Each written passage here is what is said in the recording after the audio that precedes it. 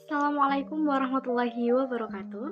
Hai teman-teman, dalam video presentasi kali ini saya akan membahas mengenai rancangan produk teknologi penanganan dan pengolahan hasil pertanian.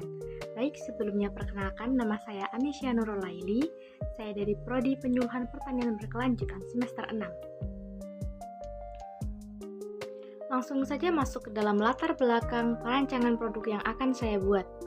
Kecamatan Nogosari ini merupakan salah satu kecamatan di Boyolali yang digunakan sebagai tempat mahasiswa melaksanakan Merdeka Belajar Kampus Merdeka Polbang Tanioma dengan tema KKN tematik Agrososiopreneur. Terdapat 4 mahasiswa yang diterjunkan di Kecamatan Nogosari yang tersebar di 4 desa terpilih. Nah, salah satunya yaitu Desa Tegalgiri.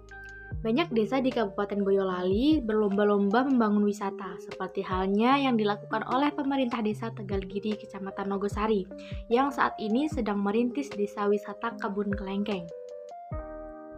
Pengembangan Kebun Kelengkeng itu bekerjasama dengan kelompok tani subur Dukuh Grogolan dengan memanfaatkan lahan seluas 1.500 meter persegi.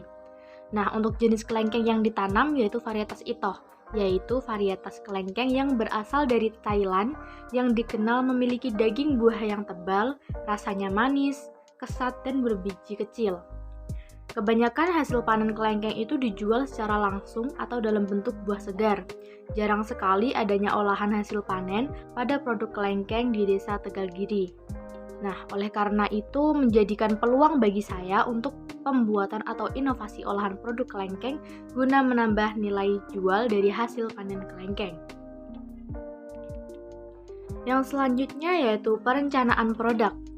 Dalam upaya meningkatkan potensi desa wisata Kebun Kelengkeng, dianggap perlu untuk mengolah buah kelengkeng yang semula hanya dijual mentah dalam bentuk buah utuh, kemudian dapat dijual dalam berbagai bentuk olahan. Nah, salah satunya dalam bentuk olahan sirup kelengkeng. Merupakan salah satu hasil larutan gula pasir dengan air atau sari buah. Dengan sifat pokok sebuah sirup ialah manis. Sirup ini biasanya berfungsi sebagai pemberi warna dan bau atau aroma, juga digunakan sebagai bahan pencampur untuk minuman. Pada kegiatan perencanaan dilaksanakan dalam 3 tahap kegiatan, yaitu yang pertama dimulai dengan melakukan survei atau tindak pantau lokasi desa yang akan menjadikan sasaran dengan melihat latar belakang dan potensi desa. Lalu yang kedua, membangun kerjasama mitra melalui diskusi bersama merancang mengenai keinginan desa dengan perangkat desa setempat. Lalu yang terakhir yaitu menyusun dan merumuskan hasil dari survei serta diskusi bersama yang menghasilkan identifikasi jenis usaha. Lalu pada kegiatan pelaksanaan terbagi dalam beberapa tahap. Yang pertama yaitu melakukan tracer tentang cara pengolahan sirup kelengkeng. Referensi ini dapat dicari melalui jurnal, YouTube, website, dan lain-lain. Lalu yang kedua itu melakukan percobaan pengolahan sirup kelengkeng. Yang ketiga melakukan pelatihan dan sosialisasi kepada masyarakat Desa Tegalgiri. Yang keempat melakukan pendampingan produksi produk, pemasaran produk, branding, dan perizinan produk usaha. Nah, untuk tahap proses atau pembuatan dapat dilihat pada diagram di bawah ini.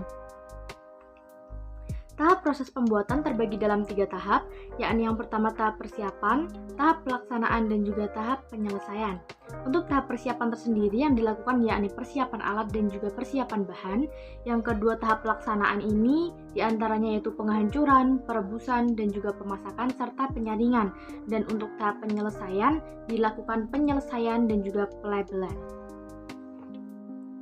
Alasan pemilihan produk sirup kelengkeng ini dikarenakan hal ini dianggap perlu dilakukan karena dalam website balitjestro.litbang.pertanian.go.id menjelaskan salah satu permasalahan dalam pengembangan tanaman kelengkeng yaitu ada pada daya simpan buah yang tidak tahan lama.